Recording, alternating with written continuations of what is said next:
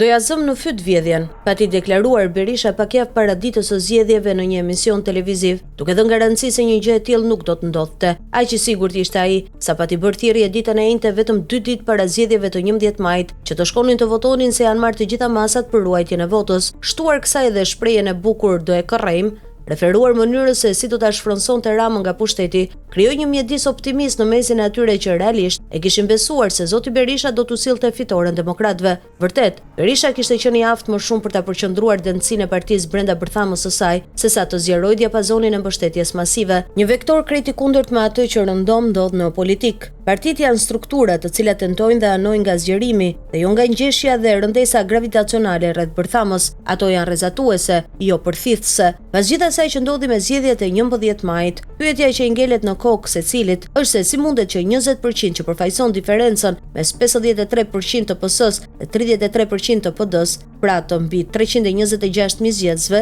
të jenë vjedhur dhe kërcënuar në mënyrë kaq masive. Në fund të fundit, pretendimi i eksponentëve të Partisë Demokratike jo vetëm që është i pabesueshëm, por edhe fyes, sepse cënon direkt dinjitetin dhe kapacitetin e votuesve që bën diferencën si qenie konformiste. Shpjegimi i braktisjes plebishitare ndaj PD-s dhe lidershipit të saj reduktohet në një arsyetim një-dimensional i cili gjithmonë projekton fajin dhe problemin tek tjetri, sepse për hir të së vërtetës, ajo e Partisë Socialiste nuk qenë një fitore plebishitare se i mungojnë diku rreth 25.000 vota nga 2021-shi pa diasporën, por një braktisje plebishitare të djathtëve ndaj këtij vektori berishist të përqendrimit rreth bërthamës. Ajo e 11 majit ishte një fitore personale e Berishës dhe një humbje madhështore e PD-s. Kush ka dashur Berishën ta di se ka fituar, ndërsa kush ka dashur të djathtën ka humbur shumë. Karshi kryetarit të saj, PD duket më e pafuqishme se kurrë, ndërkohë që vetë Berisha është në suksesin e tij më të mirë personal që pas 2013-s. Tani vetëm i duhet një parashut mediatike që ta zbres ëmbël në parlament në shtator dhe për këtë sapo ka filluar fushatën vajtuese të vjedhjes së votës. Ky klip piska me vjedhjesh është një muzikë e dëgjuar në zgjedhjet lokale të vitit 2000, në zgjedhjet e përgjithshme të vitit 2001, në ato lokale të 2003,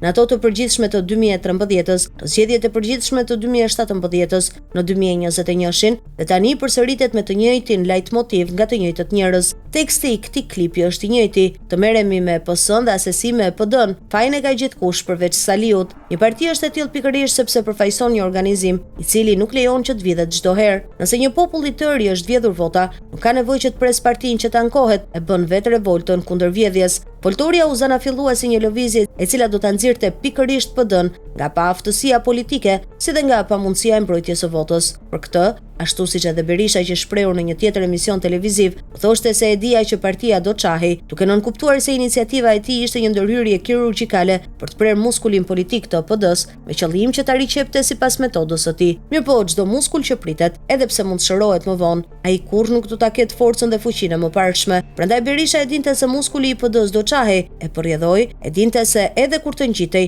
nuk do kishte fuqinë e mëparshme politike. Më 11 maj PD-ja shkonte në zgjedhje me pafuqinë politike për të fituar. Thën këtë, justifikimet me vjedhje vote janë vetëm se një alibi e trash që nuk mbush mendjet e askujt, as edhe të atyre që vetë thon. Sot jemi në pikën ku të gjithë mendojnë se i vetmi që mund të rrëzojë Edi Ramën është vetë Edi Rama. Jemi në pikën ku Lulzim Basha vetëm qesh duke i lënë shijen e turpit PD-s, e cila arriti të fitonte më pak se sa ai kur ishte në krye të saj. Disfata e 11 majit do të mbahet mend gjatë sepse ishte thyerje e një rekordi tjetër të ri.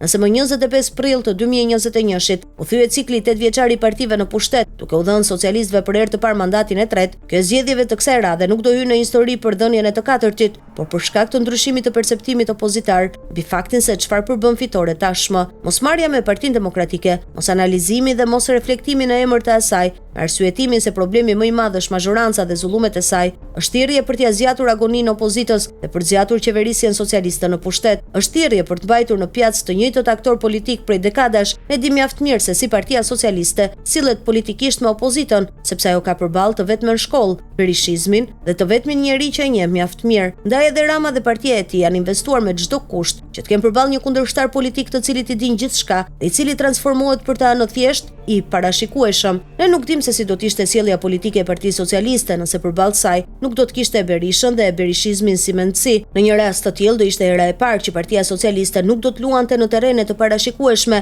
por do të shpërqendrohej nga befasia e të paparashikueshmes që një lider i ri opozitar apo edhe një mendsi e re opozitare do t'i shkaktonte asaj. Prandaj, lënia e opozitës në batakun e asgjëje të re në ripërsëritjes banale të vetvetes, duke mos e kritikuar dhe duke mos e shtyrë drejt rinovimit të saj, është shërbimi më i mirë që i bëhet pushtetit të sotëm.